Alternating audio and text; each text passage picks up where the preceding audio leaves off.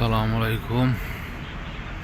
এখন রাত 11:30টায় ঢাকা থেকে ফুড প্লেসের উদ্দেশ্যে রওনা দিয়েছি। উত্তরবঙ্গের যেন এই একটাই হোটেল, ব্যবস্থাপনা অনেক ভালো। এদিকে কার পার্কিং, এটা হলো পুরোটাই এসি বাস পার্কিং। এইটা হোটেল, নিচতলা দোতলা, সুন্দর, পরিবেশটা সুন্দর। কিন্তু সমস্যার বিষয় হলো এখানে মানুষ দূর দূরান্তে যাতায়াত করে। এরা খাবারের দাম অনেক বেশি, মানুষের গলা কেটে নেয়।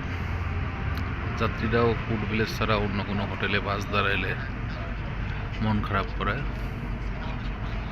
কিন্তু অনেকটাই বেশি এতে প্রাইস।